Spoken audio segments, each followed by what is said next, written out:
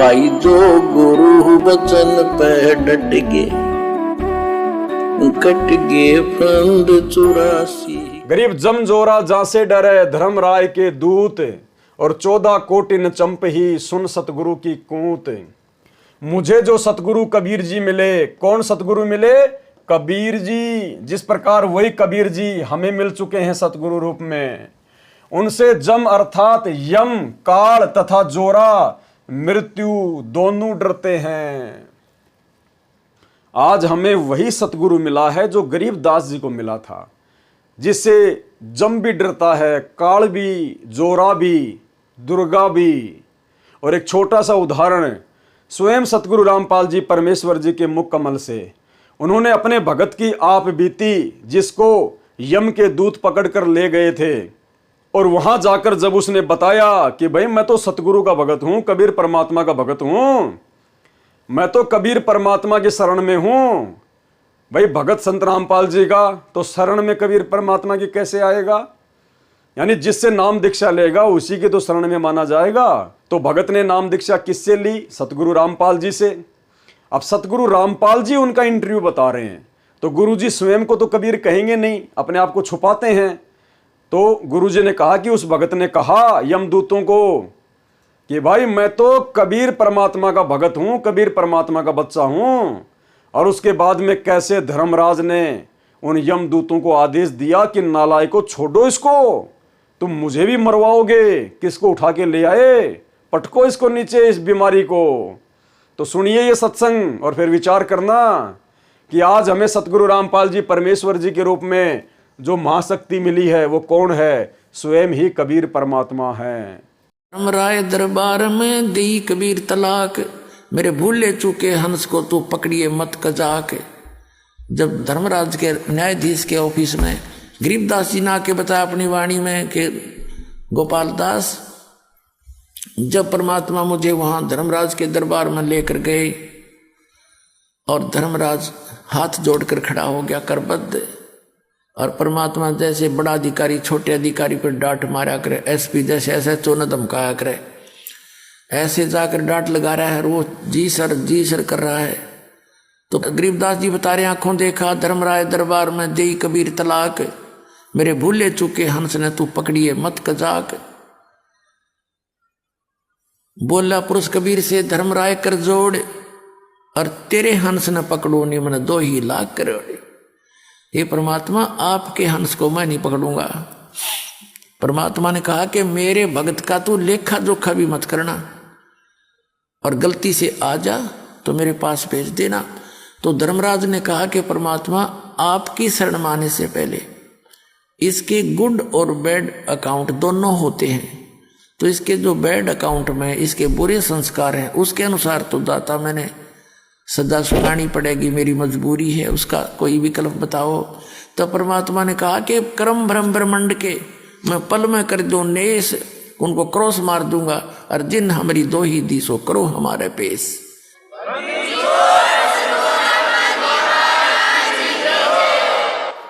कि जिसने मेरा नाम ले रखा है और मेरा जिक्र कर दिया, मैं तो कबीर साहब का भगत हूँ, परमात्मा का शिष्य हूँ, उनका भगत हूँ, तो खबरदार उसका अकाउंट नहीं लेना, हमारे पेश कर देना। तो पुण्यात्मा एक भगत बता रहा था, रात्रि के समय मैंने सपना आया और 2 आए इसी बूढ़ी बूढ़ी शकल के, और पकड़ कर मेरी बाँख, चल तेरा टाइम हो लिया, पूरा टाइम हो गया तेरा समय, मुझे ले गए ऊपर। मैंने उनसे रास्ते में पूछा, जब थोड़ी सी दूर रह लिया वो जहाँ वो मुझे ले जाना चाह रहे थे, मैंने पूछा भाई कौन हो तुम, कहाँ ले जा रहे हो मुझे? कि हम हैं यम के दूत, और पहले ले जाओगे तेरे धर्मराज के दरबार में, और फिर जैसा आदेश होगा फिर हम तेरे को वहाँ छोड़ देंगे। ने बोला यम के दूत और महाराज थारा के मेड़ भाई, तुम तो मुझे ले जा नहीं सकते, तो तुम्हें पता है मैं कबीर साहब का भगत हूँ, ऐसे नाम ले रखा है मैंने, मैं कबीर परमात्मा का बच्चा हूँ, तुम नहीं ले जा सकते मुझे। वो बोला चाल सीधा था ना, तो न गड़ देंगे बात। ने बोला मैं गुट्टान के साथ छुटान लग गया, वो छोड़ने क्यों करे, दोनों खूब खुच्चम खुच्चा हो गया हम तीनों जने। तो वो तगड़े थे, मेरा भी कई मार गए, मुझे खड़ा कर लिया। तो वो फिर डर गई इस बात। तब इतना कॉन्फिडेंस से जब कह रहा है कि गड़बड़ हो जा, थारे दूध चूक लागी हो। एक ने कहने लगा तू इसके पास खड़ा रहा, मैं पहले अंदर जाके वेरीफाई कर रहा हूँ। तो उसने जाके कहता मैंने न सोने दूर थे, वो तो मालिक की लीला थी, अंदर बतलाते। उसने कहा जी ऐसे ऐसे एक व्यक्ति लाए हैं जो आपका आदेश था। वो तो यूँ कहे मैं कबीर साहब का भगत हूँ, तो मुझे ले जा नहीं सकते। ये बात कर दे उसने फट दे वो फाइल खोल ली उसकी। ने बोला निकम्मे यू नहीं है, वो दूसरा है इससे नाम का। और पटको इसने मरवाओगे मुन्ने भी।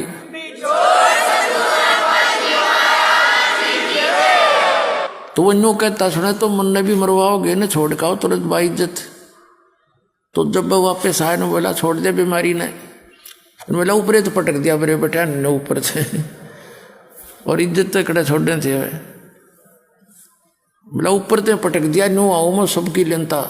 और नीचे आया जब एकदम नो आँख खुली मेरी, उठा तो मेरे हाथ पैर काम नहीं करे, सारा शरीर पसीना पसीना। जब मैं ठीक ठाक जाग जाता तो मेरे नो सोचूं सपना है यो। मेरा 15-10 मिनट के बाद तो मेरे शरीर हरकत में आया था, ऐसी स्थिति थी। तो पुण्यात्माओं आपका ऐसे समर्थ से मेल हो गया है। अब सच्चे दिल से भक्ति करना, पूरे परिवार की रक्षा करेगा, और सतलोक जाओगे, शरीर जाओगे, वहां जाकर सुंदर शरीर पाओगे। बोलो सतगुरुदेव की जय हो।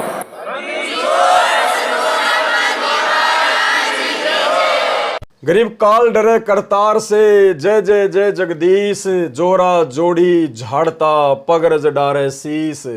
काल जो पीसे पीसना, जोरा है पनिहार। ये दो असल मजदूर हैं मेरे सतगुरु के दरबार। यानी आज हमें ऐसे समर्थ सतगुरु संत रामपाल जी के रूप में मिले हैं, जिनके दरबार में ये दुर्गा और काल जैसे तो असंख्य करोड़ों नौकर हैं। भावार्थ है कि परमेश्वर कबीर जी के भगत की मृत्यु काल नहीं कर सकता। क्या कह रहे हैं गरीबदास जी?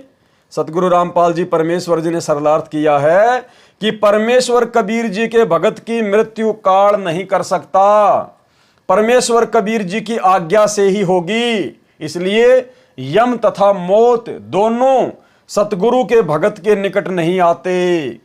जबकि भाइयों और बहनों, आए दिन सतलोक आश्रम मैनेजमेंट हरियाणा से जुड़े हुए भक्तों की काल चोटी पकड़ कर ले जाता है। अभी तो धनाना आश्रम का काम पूरा भी नहीं हुआ, 3 भक्तों के तो आश्रम के अंदर ही अकाल मृत्यु हो चुकी है। सेवा करते करते ट्रैक्टर के नीचे दबकर अकाल दर्दनाक मौत।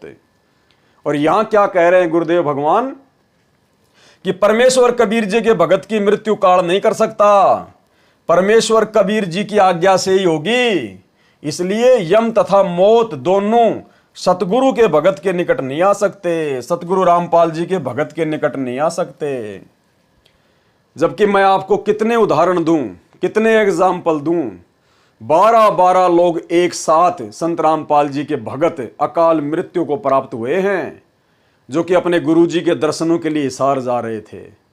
मनमाने आचरण के तहत सतलोक आश्रम मैनेजमेंट हरियाणा के मनमाने आचरण को फॉलो करते हुए 12 भक्तों की एक्सीडेंट में अकाल मौत। एक छोटा सा वीडियो देख लीजिएगा आप।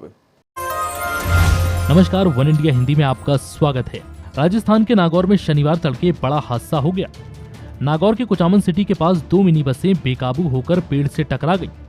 इस हादसे में 12 लोगों की मौत हो गई, जबकि दर्जन भर लोग घायल हैं। घायलों को स्थानीय अस्पताल में भर्ती कराया गया है।